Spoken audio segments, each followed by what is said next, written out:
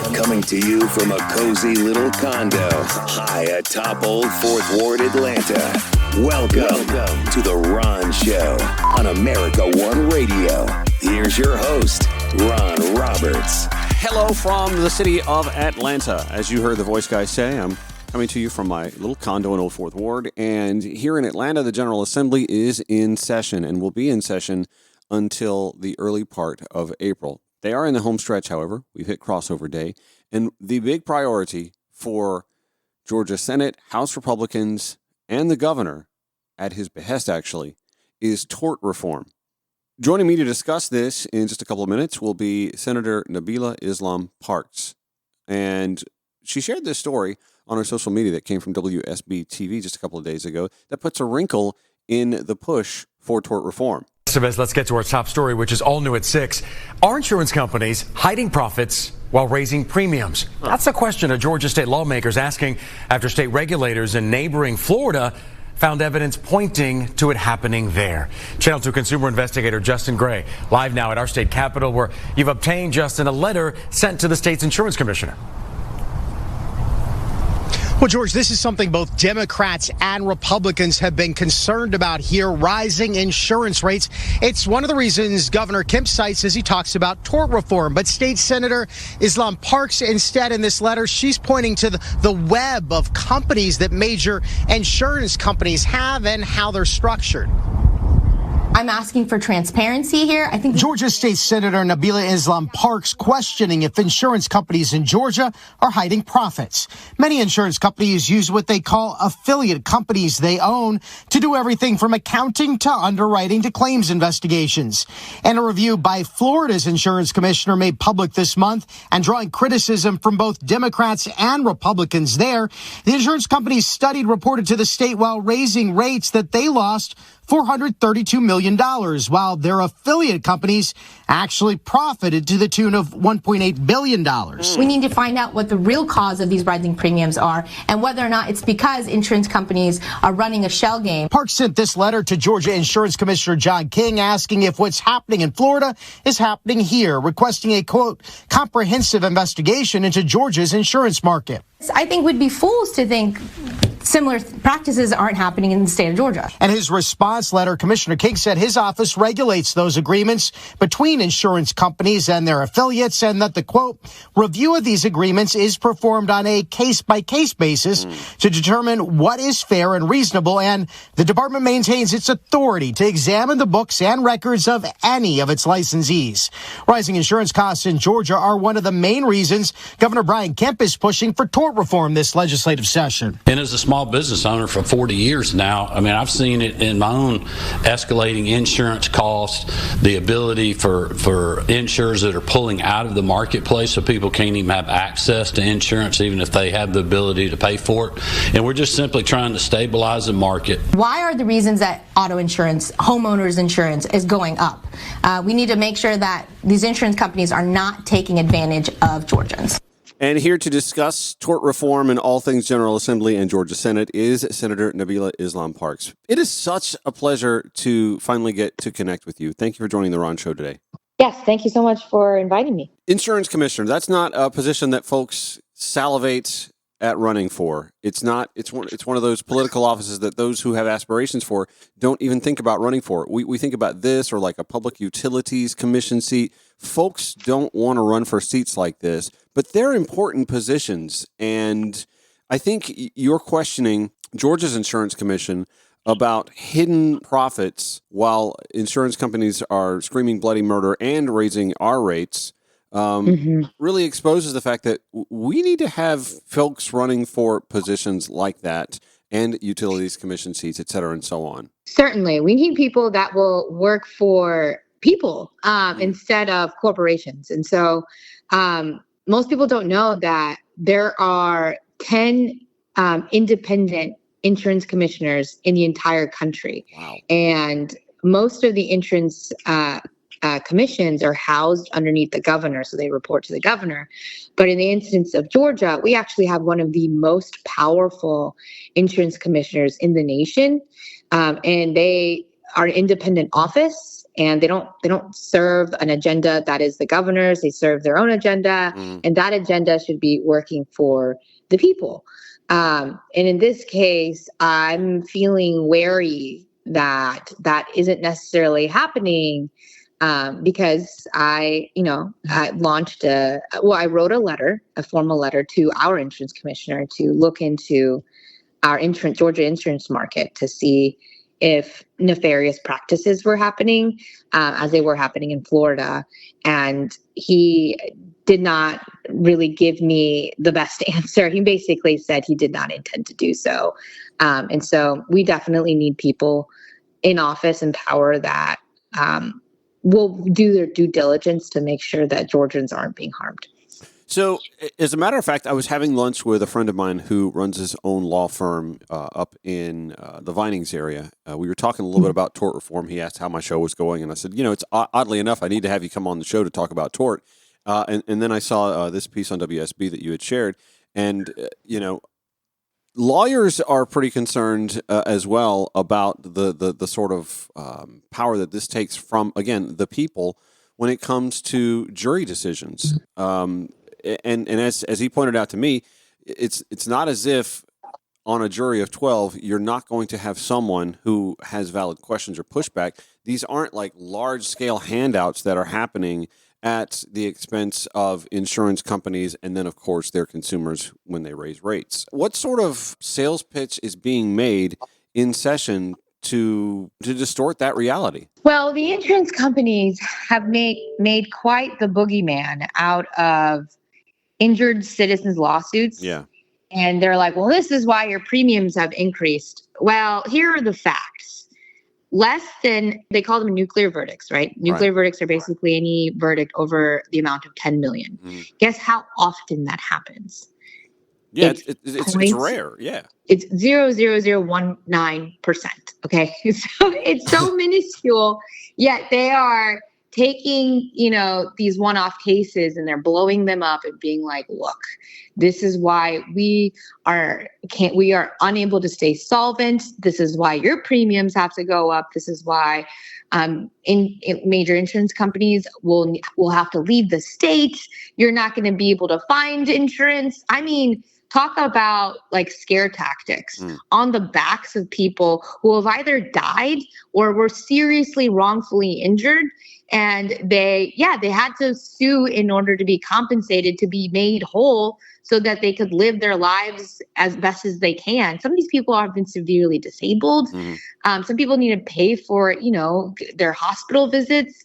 I mean, and to find out that this, because what happened was in Florida, and they did these sweeping reforms. They went to the legislature, was like, look, and Florida is a place where they have a lot of natural disasters, and we're seeing that more and more in Georgia as well. Yep. That if you don't do these sweeping tort reforms, then we're gonna have to leave. But guess what? The average that insurance costs have gone up. They did not go down in Florida after they passed tort reform. It has gone up by an average of 37%. Wow. The homeowners insurance has increased. Auto insurance has increased. So so they are basically using scare tactics to make the lawmakers, or telling lawmakers that you have to pass these tort reform laws or we're not going to be able to serve Georgians. And so that's why, Governor Kemp constantly likes to say that we're the number one place to do business, and he wants to protect businesses. And look, I believe in, helping small businesses, but this isn't the problem that we're being told that it is. Yeah. What we don't need lawsuit reform. Okay. We need insurance reform. But also the Florida case to me, I think, is a prime example of Republicans trying to solve a problem by not solving a problem. Like if a house has a bad foundation, going and painting the gutters doesn't fix it. And that's to me what they're doing. If insurance premiums going up, homeowners insurance, car insurance premiums are going up because of natural disasters, well, maybe it's time to start talking about climate change and addressing that instead of drill, baby, drill. But instead of doing that, they're looking at these tortious claims that you said. What was the percentage? 0.0 how many percent? And It's these obviously not nuclear. not solving the insurance problem. And Yeah. let me for a little background though. This is something that you're pretty passionate about. I remember reading something in your bio about your mother being injured on the job.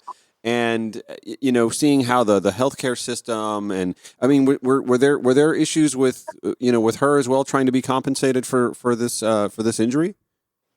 Yes. I mean, look, who hasn't been screwed over by their insurance? I think it's an American trademark. I feel like.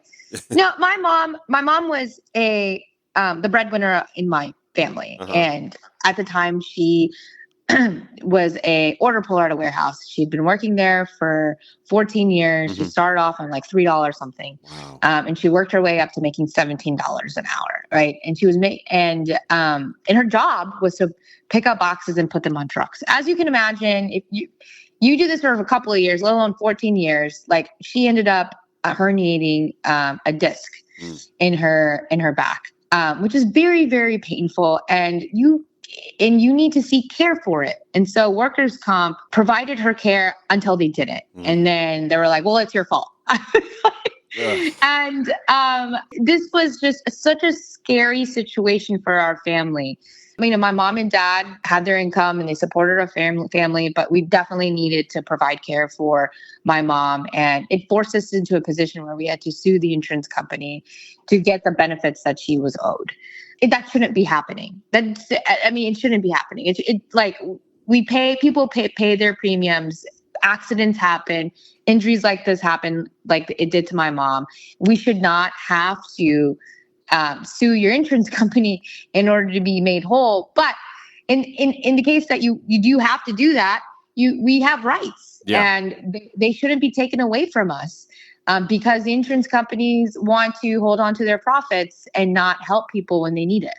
We are talking with Democratic State Senator Nabila Islam Parkes, who is working with other Democrats under the Gold Dome. They're the minority party, so it's very tough to stop legislation unless they can poke holes in it, and they are doing that. Greg Bluestein at the Atlanta Journal-Constitution reporting just last night that facing pushback from fellow Republicans, Governor Brian Kemp agreed to concessions to his plan to limit certain lawsuits and bring down jury awards as his top legislative priority near a pivotal House showdown. Greg Bluestein, the AJC, reporting that the governor's allies unveiled the changes Tuesday in a special committee designed to handle the thorny measure, but it wasn't immediately clear if they were enough to win passage ahead of an expected Thursday vote on the House floor. One change would broaden exceptions for victims of sex trafficking to file civil lawsuits against businesses accused of turning a blind eye to the crimes. Another could exempt some sex crime victims and plaintiffs in low-dollar cases from a provision to split trials into 2 phases.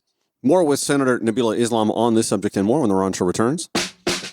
You can call the show at 404-919-2725. Ron Show, available on Substack and Instagram, Facebook, Threads, Twitter, X, Blue Sky, at Ron Show ATL. We're with Senator Nabila Islam Parkes, who, with other Georgia Senate Democrats and right now with the Kemp-pushed tort reform bill in the House, trying to poke holes, if not altogether derail, the governor's top priority this General Assembly session, and that would be tort reform. Seemingly at the behest of insurance companies who are still reporting record profits while continuing to raise rates on businesses and individuals. But not only is this a power grab, I want you to speak a little bit to the fact that this is actually taking power out of the people, not just those who are filing the lawsuits, but those who get seated in juries to weigh in on these decisions. A lot of these cases, right, it's because the insurance companies, they don't want to settle. They're like, okay, we're going to take this to court. And yes, we have a jury who deliberate and they look at all the facts and they determine whether or not you should receive compensation for your injuries. And there's been this talking point where these juries are just handing out money like it's candy. Yeah. And it's just like, no, I think a jury body of people can tell whether or not someone is trying to game the system because they're like, oh, these frivolous lawsuits. I don't think this is the case. I think this is the reason we have juries is for them to be a deliberative body, and people should be able to take their case to court and hear all the facts. And now a lot of the way that we handle things now is going to be changed, and it's going to be made harder for facts to be admitted to court. Jury trials will take longer, and it will just delay justice. Healthcare is sort of your wheelhouse. How much of this is tied to healthcare, though? Meaning the largesse of the lawsuits and the payouts, et cetera, and so on. How much of this is due to our inefficient way of handling healthcare coverage in this country? Our healthcare system is broken. Yeah. Okay. It's, we live in one of 10 states that still hasn't expanded Medicaid. I mean, people are unable to receive the care that they need. I will say a large issue that has been brought up the last couple of days is premise liability. So for folks that don't know what that is, it's right now in the state of Georgia, you're able to sue a business if you've been hurt on their property, right? So, and right now, the premise liability reforms that they're doing in this bill would take away that right. So, for example, sex trafficking victims that were, let's say, a motel owner knew that women, men, boys were being sex trafficked in their hotels and was just letting it happen. Right now, you could sue that motel owner for, your daughter was sex trafficked, right? And they were complicit in this. Now you can't do something like that. Well, actually, I will take that back. They did make an amendment. Yeah. Sex trafficking of victims. I mean, sex trafficking experts are saying it doesn't go far enough. But here's the thing. And the reason that happened, right, is because Governor Brian Kemp's wife, Marty Kemp, has made her flagship issue is solving the sex trafficking crisis in Georgia. And good on her, right? Yeah, good on her for doing it. Yeah. But here's the thing, not everyone is married to the governor and can be like, hey, husband, you need to fix this because I've made this my core issue, and this bill you're pushing is going to take away the ability for these victims to seek justice. And so that's why he bent the knee on that one particular issue. But here, look, we've heard about recent stories about workers at daycare centers molesting children, right? God. You will not be able to hold that daycare responsible for hiring that person and your children being molested. I mean, you won't, let's say you were at, another example I'll give you is, let's say you are in an apartment complex and these slumlords knew that there was a rapist, lurking around their properties. They've had problems with this in the past. And let's say your 7-year-old daughter gets raped at this apartment complex, but they are not able to seek justice from, let's say suing the apartment complex to take accountability for what they did. Right. But if your 7-year-old daughter was sex trafficked, then you could. So so when it's like this bill is like Swiss cheese. There's so many holes in it that even the fact that they had to do this carve out shows you that this bill is not perfect, and it's going to affect the ability for so many people that are being wrongfully killed or hurt from being able to seek the compensation or just justice in general. Is this bill an opportunity to work with Republicans on healthcare expansion, do you think? Is there a carrot there? I think right now the main focus is trying to kill this bill. Yeah. And then, but we are seeing more and more Republicans come on board with healthcare expansion in the state of Georgia. Yeah. In fact, in the Senate, for the first time in 15 years, we have a bipartisan bill to expand Medicaid, fully expand Medicaid. That's never happened. The first time in 15 years, which is wild. Right. That it took that long. So there are conversations that, look, we see all these rural hospitals closing. Right. Our legislators, whether they're Democrats or Republicans, are feeling the pinch. Their constituents they have to drive hours to go see a doctor.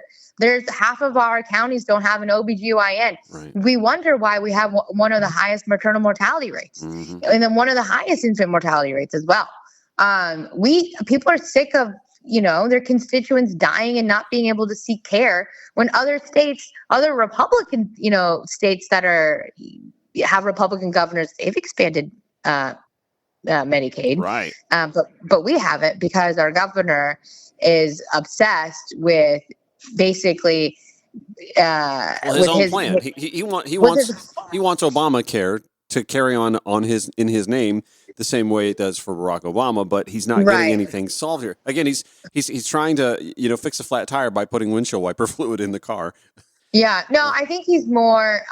This is more about his ego, and he wants to see that his jobs. He's combining a jobs program with a healthcare program. Right. We shouldn't. People just if you're sick, you should be able to go see a doctor in the richest country in the world. But I also think that's kind of sets up a counterpoint, an argument that would resonate with the American people if Democrats can kind of get around the message. I've got to take a quick break. We will weigh in on what that argument is and how to move forward with it. We're with Senator Nabila Islam Parkes from the Georgia Senate when the Ron Show returns on America One Radio, Progressive Voices via TuneIn. Broadcasting 5 days a week to make common sense common again. This is The Ron Show on America One Radio.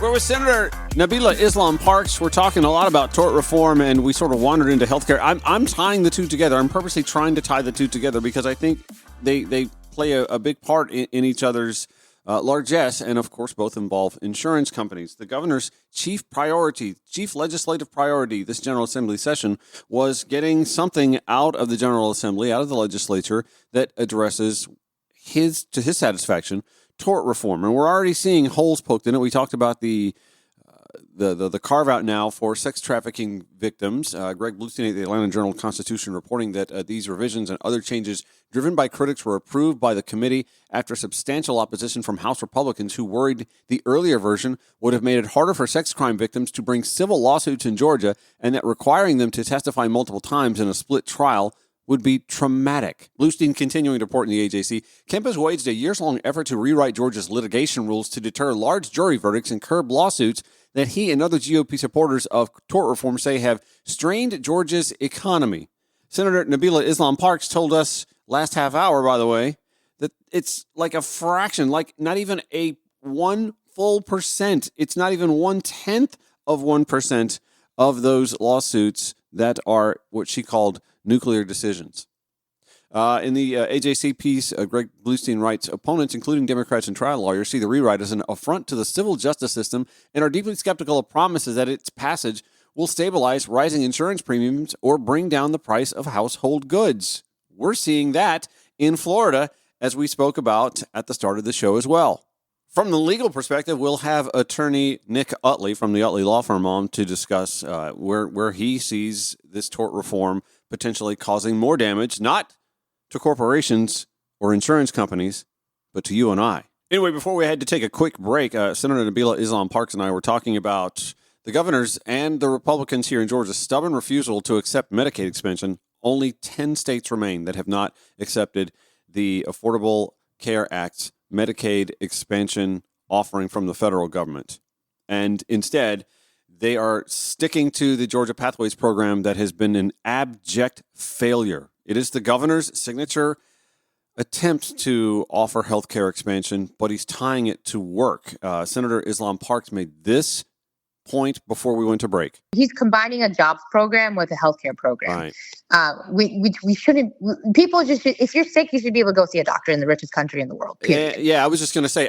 This kind of sets up the argument that I think Democrats haven't been making loudly enough. In that, our healthcare is tied to our job, and if you want to open up your own business or leave the job that you have, you can't do both because it's too expensive to start your own business when you've got to deal with your own healthcare expenses as well. Yes, that is a tragedy. Yeah. That is the fact that your health care is tied to your job. Most Americans' health care is tied to their jobs. Right. And again, you should be able to seek health care whether or not you have a job. Absolutely. The amount of money you have in your wallet should not determine whether you live a good life or not, or if you survive an ailment. Like, we should be helping everybody with good healthcare. And like, look, what I learned from our pandemic is that you are as healthy as your neighbor. So it is in our best interests to make sure that everyone is seeking care and becoming healthy people. Like, it's a good thing if you live with healthy people. Yeah. So anyways. Well, but also, like, those who can't work because they're chronically ill or injured, if they had health care coverage, then we could address that and put them back into the workforce, right? I mean, it's people don't wake up in the morning and are like, oh yeah, I just want to lay here and be sick, right? That's not we naturally want to be productive citizens, and have jobs that give us fulfillment and be able to provide for our families. And right now, over 500,000 people in the state of Georgia don't have access to healthcare because our state refuses to adequately expand care to cover that gap of people. Senator Nabila Islam Parkes, I know you got a busy day ahead of you. Thank you for joining the Ron Show today and giving us an update on tort reform and our healthcare coverage deficiencies as well. We appreciate the time. Yes, again, thank you for having me. An utter mischaracterization by a local Atlanta columnist when it comes to efforts to broaden mass transit in the city of Atlanta, bettering life in Atlanta. I question whether or not he lives in Atlanta. Anyway, we'll dive into the latest to weigh in on the Beltline rail expansion or non-expansion efforts being pursued by Atlanta Mayor Andre Dickens. We'll do that when the Ron Show returns here on America One Radio, Progressive Voices via TuneIn, or wherever you podcast.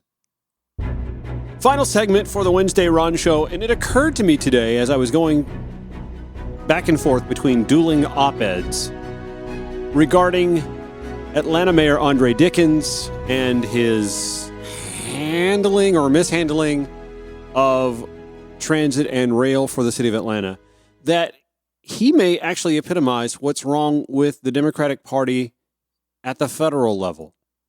Americans aren't exactly weary of Democratic ideology, its platform. I've told a lot of my Democrat friends back in 2016 when they were trying to decide, who do I vote for, Hillary Clinton or Bernie Sanders? Bernie's too liberal. He's a little too out there. That when you compared his platform to the party's platform, this is actually very much in line with the party platform. Americans like what Democrats have to say.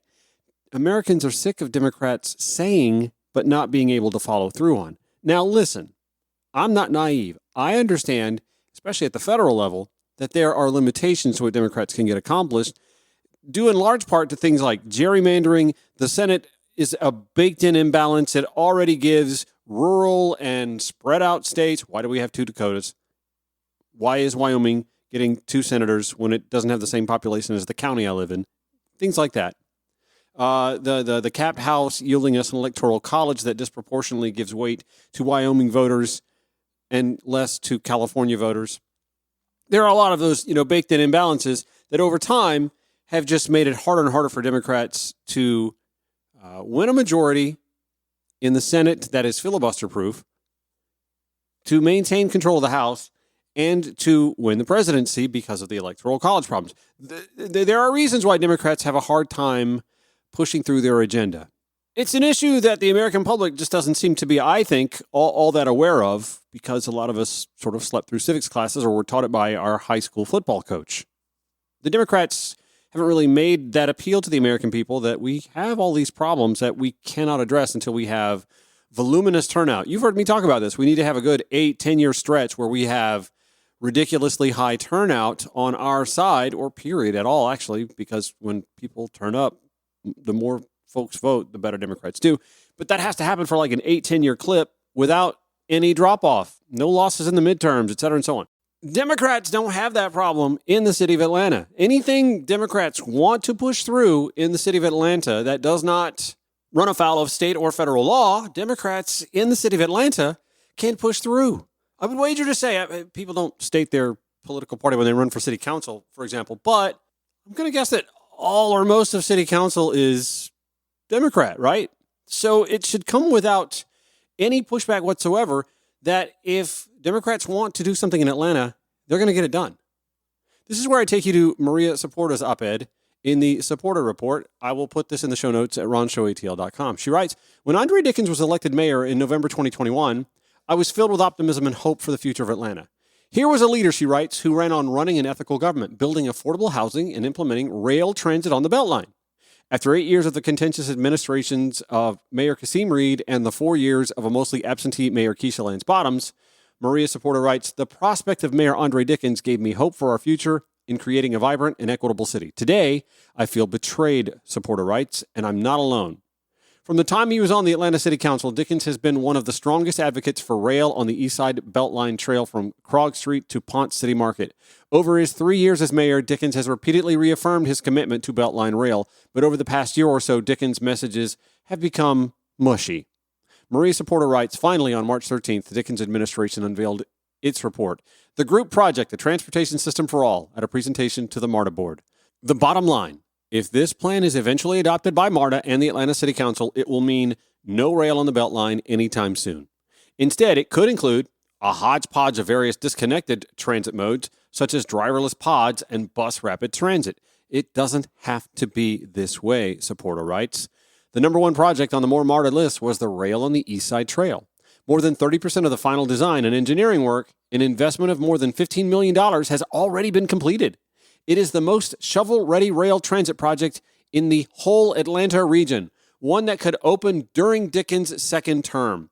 But the Dickens administration is proposing a convoluted, disjointed transit plan that would put the brakes on rail along the Beltline East Side Trail. Instead, it is proposing Beltline rail on a south side portion of the Beltline where no engineering and design work has been done, a process that takes years. How long would it take to build that line? Saporta asks. We won't know the full answer until we get into the design phase, said Courtney English, Chief Policy Officer and Senior Advisor to Atlanta Mayor Dickens. We have got to really dig into it. Maria Saporta continues, it makes no sense.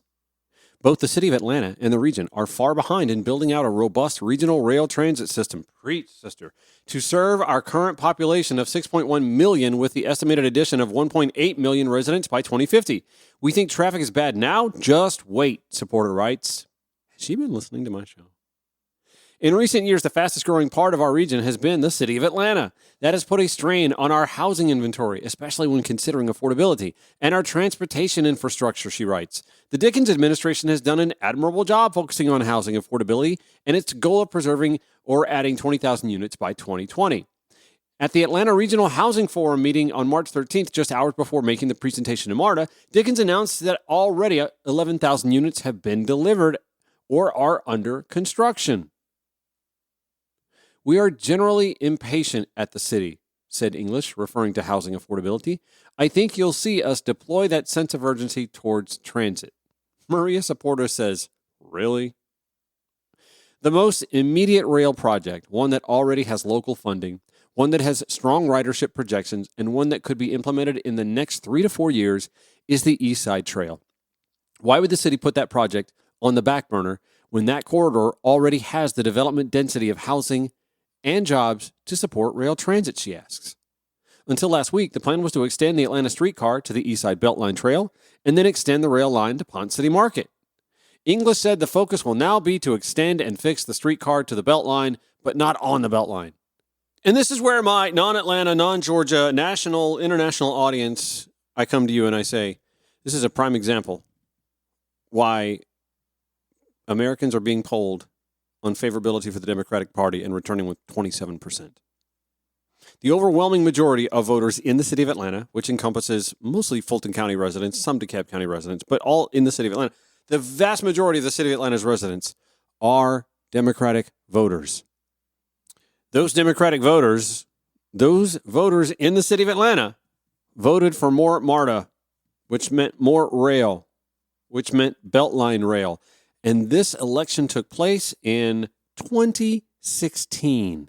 It is 9 years later, and it won't be 3 to 4 more years before there's even a hint of Beltline rail if the mayor has his way.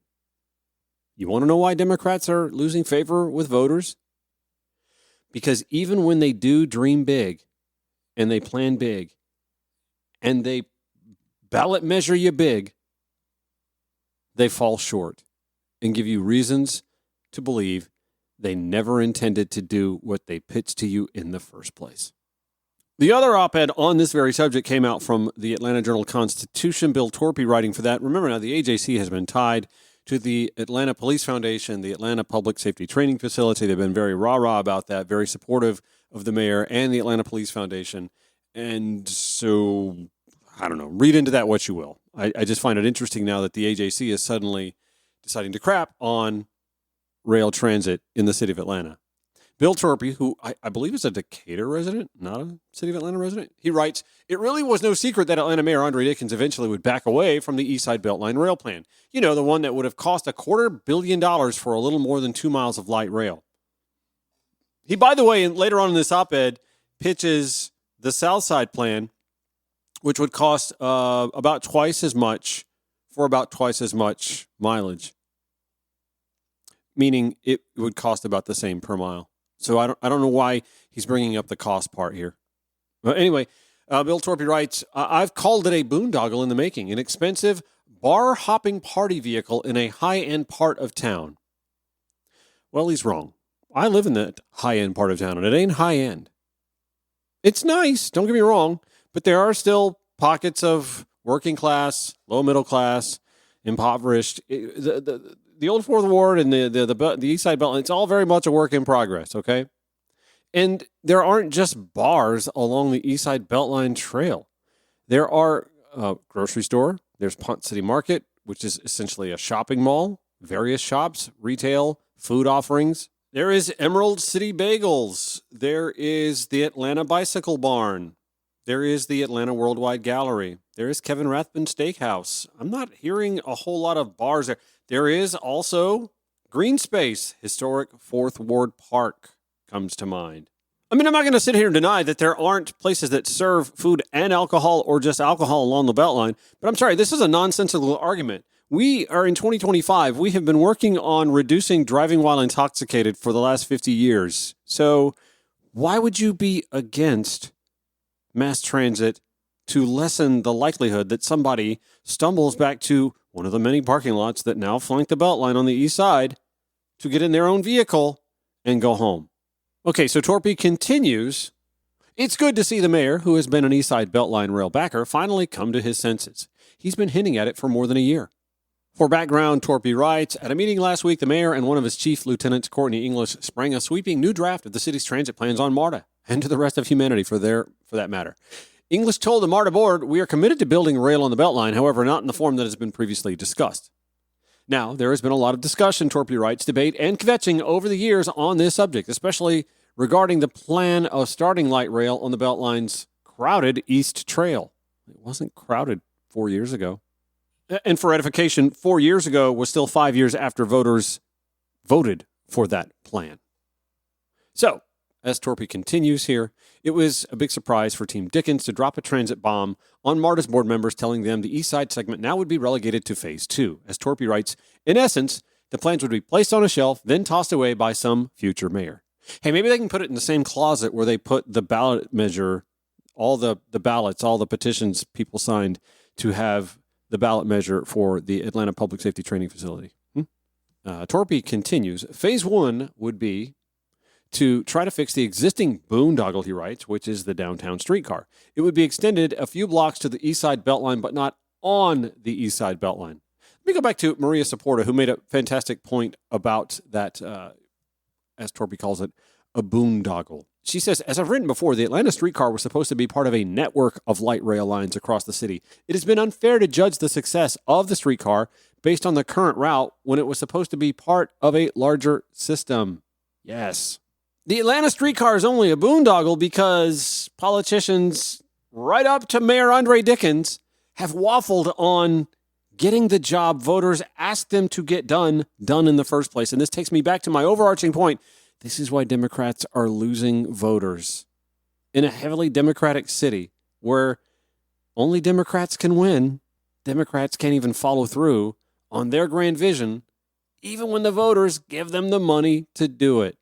And the part that kind of really irks me is that The mayor's office and his subordinates at the SMARTA meeting last week tried to make it out to be a us versus them, right side, wrong side of the tracks sort of scenario. In fact, Bill Torpy even goes into this. He says, Courtney English presented a series of charts showing Atlanta to be a tale of two cities. A Dickensian, Charles, not Andre, saga. In it, the north side, which is largely white, educated, and has broadband and health insurance, is doing quite nicely. Whereas the south side, which is primarily black, is lagging. The presentation noted there's a direct connection between the negative health, economic, and social outcomes experienced by those living in South and West Atlanta and the decades of public policies designed to foster racial segregation. This was the setup to say that the plans to have streetcar heading west and on the south loop of the Beltline, that's the mayor's new plan, quote, help increase our equity because we are tracking more density into underserved areas. We can change the trajectory of the city of Atlanta, he later added. We can fix all of the horrible stats that we talked about. It's not a transit plan, it's an equity plan. And I'll get to the equity part in just a little bit. But if you have a flat tire and a tire that is slowly losing air, which one needs to be replaced first? Which one needs to be dealt with first? I say that to say that what's happening on the east side is density is already here. The transit is needed now. Saying, well, we're planning on this density on the south side, so let's address that now, means that the density you're ignoring on the east side is only going to get worse. But hey, you'll have that rail on the south side, although you don't have the money for it. It's nowhere near shovel ready, and as Maria Saporta pointed out, there's no engineering done whatsoever. That's many years off in the making. Let's take it back to Torpy here for a second. Now, the term equity may be in disfavor in Washington and at the state capitol, but it still holds sway in Atlanta.